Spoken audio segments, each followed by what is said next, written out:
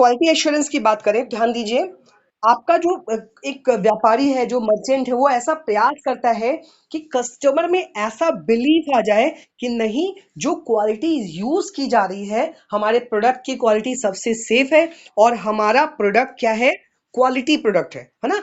ऐसे एविडेंस प्रस्तुत करना, ऐसे साक्ष्य देना कि नहीं, हमारा प्रोडक्ट एक क्वालिटी प्रोडक्ट है, इसको हम क्या कहते हैं, क्वालिटी एश्योरेंस कहते हैं। उसका एक एश्योर कर देना कि नहीं, हमारा प्रोडक्ट क्वालिटी प्रोडक्ट है।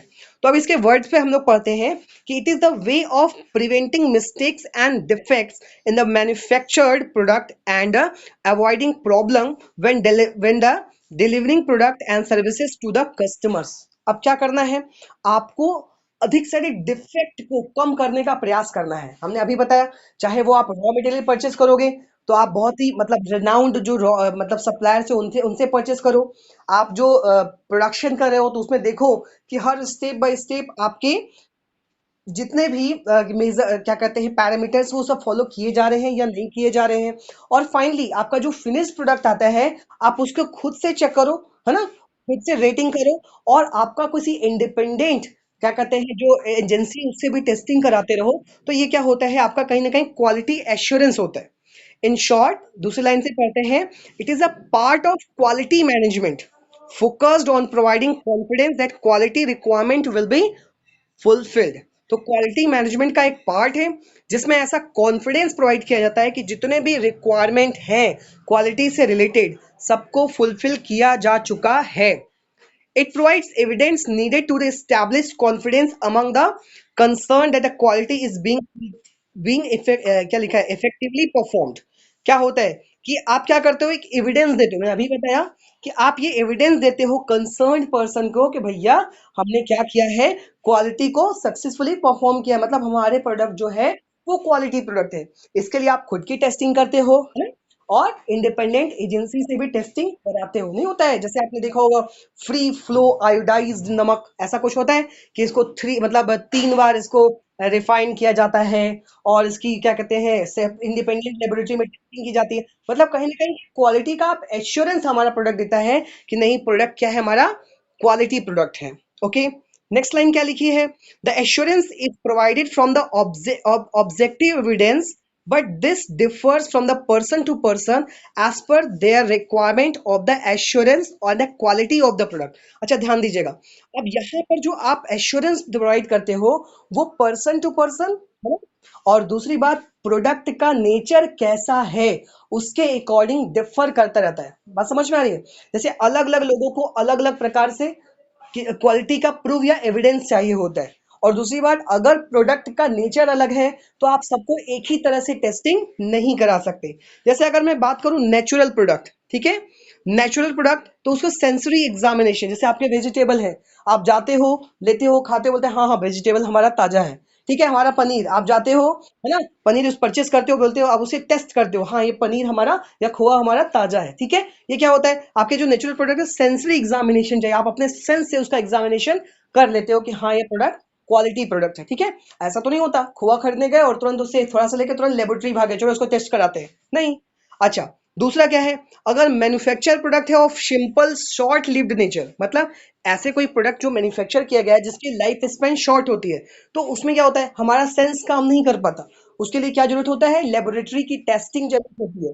जैसे आपने देखा होगा सेम कि मैगी में लेड पाया जाता है, इसका हम लोग टेस्टिंग नहीं कर पाए, है ना, हम लोग अपने खा के नहीं जान पाए नहीं इसमें लेड है ना, वो कैसे लेबोरेटरी से इसकी टेस्टिंग पॉसिबल हो पाई। कोई अगर पानी पीते हैं तो हमें कुछ हद तक तो फील होता है, लेकिन हम लोग प्रॉपर उसका जो टेस्टिंग है वो लेबोरेटरी में ही करा सकते हैं कि ये पानी पीने लायक है या नहीं है। ठीक है, अगर अगर मैं अदर से बात करें फॉर लॉन्गर लाइफ प्रोडक्ट थी तो मोर इलेबोरेटेड टेस्ट। ठीक है, अगर आप कोई ऐसा प्रोडक्ट है जिसकी लॉन्गर लाइफ है, बहुत लंबी, जैसे आपकी मशीनरी हो गई, है ना, तो उसमें क्या होता है कि बहुत ज्यादा इलेबोरेटेड टेस्ट की जरूरत होती है। एक्सपीरियंस, वैसे मान लीजिए आपकी मशीनरी है, आपने आपने टेस्टिंग करवाई, किसी इंडिपेंडेंट एजेंसी से टेस्टिंग कराई, ठीक है, आपने कई लोगों के एक्सपीरियंस को लिया और लोगों को एश्योरेंस देने का प्रयास किया कि हाँ भैया, हमारा जो प्रोडक्ट है वो बहुत ही अच्छा है। जैसे मैं कहूँ अलाहाबाद बैंक, है ना, जो ऐसा मान लीजिए आपका पहले प्रचार आता था कि इलाहाबाद बैंक रिश्तों की जमा पूंजी, है ना, ऐसा कुछ करके कुछ टैगलाइन था, मेरे को याद नहीं आ रहा है,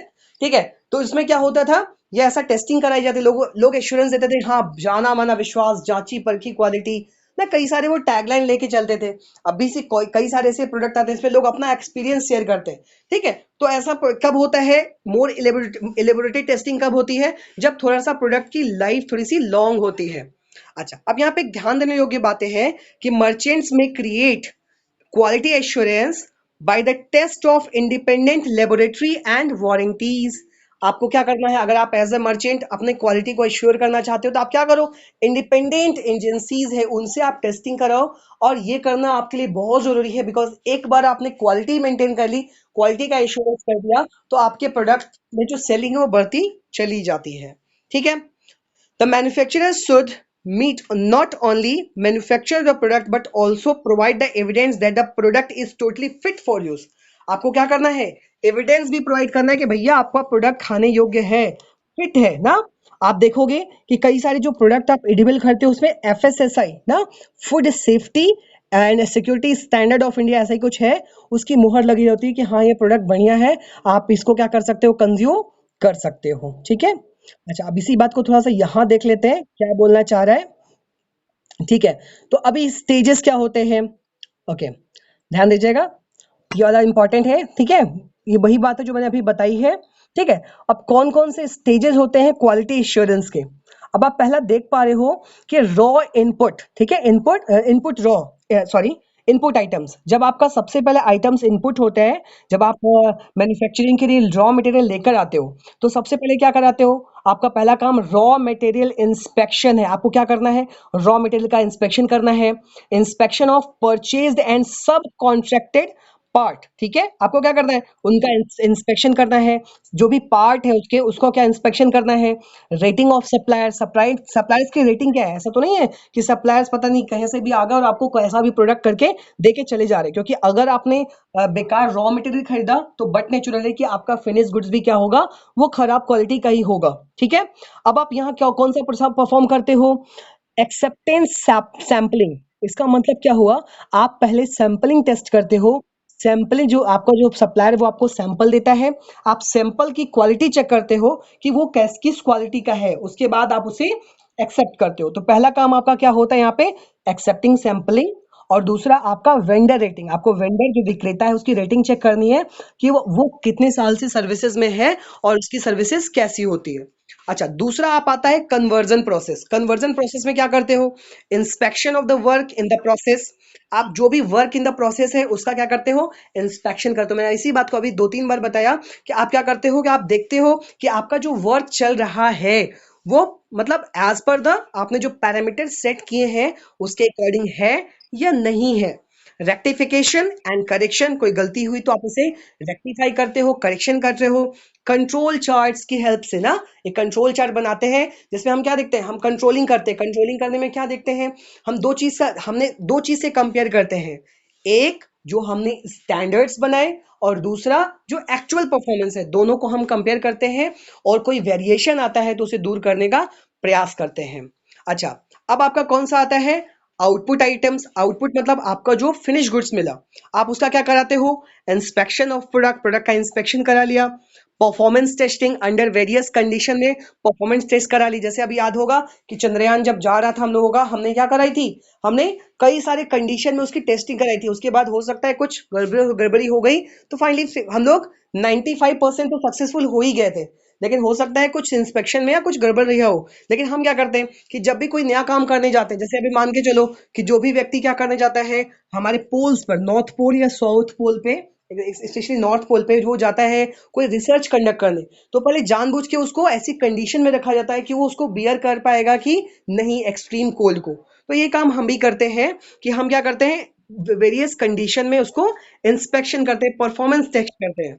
इंस्पेक्शन बाय द कस्टमर, अब क्या करते हैं, कस्टमर्स को सैंपल देते हैं, उनसे फीडबैक लेते हैं, तो कई सारे काम हम करते हैं। अच्छा, रेक्टिफिकेशन, एक्सेप्टेंस, सैंपलिंग, ध्यान से समझिएगा। यहाँ पर भी हम क्या करते हैं, अपने सारे प्रोडक्ट को उसकी सैंपलिंग देखते हैं, हमारे सैंपल प्रोडक्ट को चेक करते हैं कि हमारा प्रोडक्ट सही है या नहीं और वेरियस कंडीशन में सक्सेसफुल है या नहीं।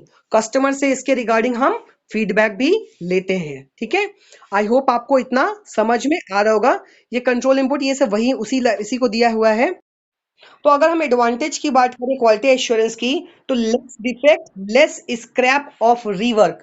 तो अगर आप बार बार क्वालिटी एश्योर करते हो, उसकी चेकिंग करते हो, तो आपको डिफेक्ट कम से कम देखने को मिलता है। Action in the field complain, customer से जो भी कंप्लेन आते हैं उनमें कमी आती है, क्योंकि जितना ज्यादा कंप्लेन आएंगे उतना ज्यादा आपके क्या होगा, मतलब जो एक गुडविल है वो कहीं ना कहीं रिड्यूस होती है ज्यादा कंप्लेन्स आने से। बेटर क्वालिटी प्रोडक्ट, आप कहीं ना कहीं अपने कस्टमर्स को अच्छी से अच्छी क्वालिटी के प्रोडक्ट दे पाओगे। हायर प्रोडक्टिविटी, जाहिर सी बात है, आपका जब क्वालिटी प्रोडक्ट होगा तो डिमांड ज्यादा आएगी और प्रोडक्शन ज्यादा होगा, और आप ग्रो करोगे तो आपकी प्रोडक्टिविटी हाई हो जाएगी। लेस इंस्पेक्शन रिजेक्शन, अच्छा अब बार बार आप क्वालिटी चेक करते हो, एविडेंस प्रोवाइड करते हो, तो एक रिजेक्शन का जो मामला आता है वो आपको कम से कम फेस करना पड़ता है, आपके गुड्स रिटर्न होके कम आते हैं, है ना। और ऐसा होने से आपकी फर्म कहीं ना कहीं ग्रोथ प्राप्त करती है। गुड कस्टमर रिलेशनशिप, इसमें कोई कहने वाली बात नहीं है। अगर आप क्वालिटी प्रोडक्ट प्रोवाइड करोगे तो कस्टमर से आपके बेटर रिलेशन बने होते हैं, ठीक है, बने रहते हैं। तो दिस इज सिंपल, ध्यान दीजिएगा। फील्ड कंप्लेन है, इसके बारे में थोड़ा सा पढ़ लीजिएगा, ठीक है, ये इंपॉर्टेंट है। और आप, आई थिंक ये दोनों सफिशियंट है आपके लिए। Thank you, thanks a lot.